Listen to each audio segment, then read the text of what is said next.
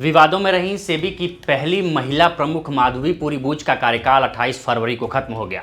उनकी जगह केंद्र सरकार ने वित्त सचिव तुहिन कांत पांडे को सेबी का 11वां चेयरमैन नियुक्त किया है।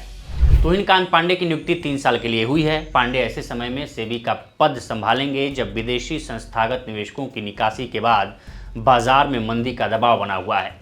एक रिपोर्ट के मुताबिक जनवरी से अब तक विदेशी पोर्टफोलियो निवेशकों ने 1 लाख करोड़ रुपए से अधिक की निकासी की है। ऐसे में सेबी प्रमुख के रूप में तुहिन कांत पांडे का कार्यकाल चुनौतियों भरा रहेगा। साथ ही माधवी पुरी बूच पर लगे आरोपों की वजह से सेबी की साख को लगे धब्बे को भी साफ करने की चुनौती होगी।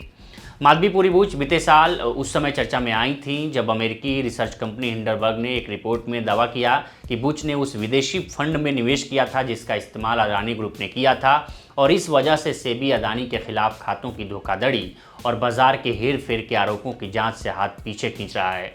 इतना ही नहीं, भारत में मुख्य विपक्षी पार्टी कांग्रेस ने बूच पर आरोप लगाया कि वो उस कंपनी से किराए की आय ले रही थी जिसके खिलाफ जांच कर रही थी। साथ ही पार्टी ने आरोप लगाया कि बूच जिस आईसीआईसीआई बैंक में पहले काम किया करती थी उससे नौकरी के बाद भी आर्थिक लाभ ले रही थी।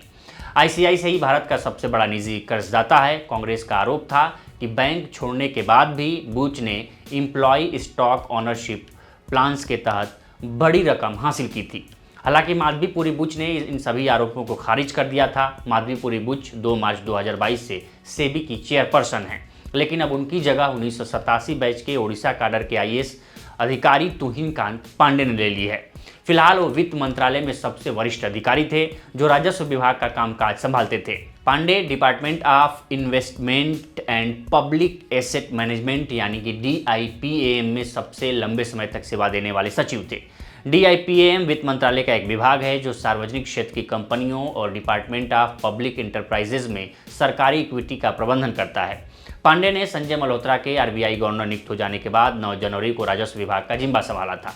पांडे को वित्त मंत्री निर्मला सीतारमण का खास माना जाता है। कहा जाता है कि पांडे ने 2025-26 के केंद्रीय बजट को बनाने में अहम भूमिका निभाई थी, जिसके जरिए सरकार ने मध्यम वर्ग को टैक्स में बड़ी राहत दी थी। पांडे नए आयकर बिल को तैयार करने में भी शामिल थे जो अब 64 साल पुराने इनकम टैक्स एक्ट 1961 की जगह लेगा। पांडे की प्रमुख भूमिका पब्लिक सेक्टर की कंपनियों को प्राइवेटाइज करने का भी रहा है।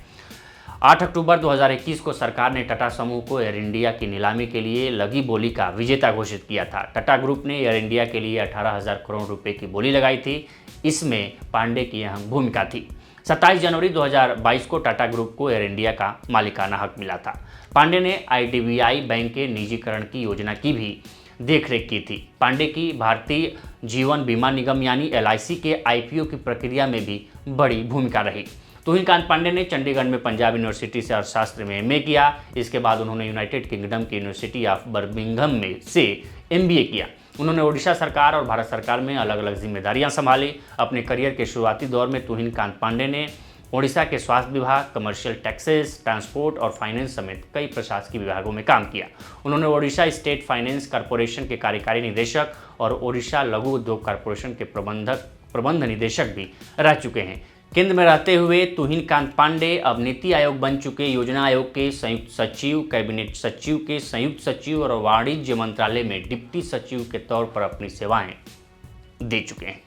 तो फिलहाल इस स्टोरी में इतना ही। बाकी देश दुनिया की तमाम खबरों के लिए बने रहे लोकमत हिंदी के साथ। नमस्कार।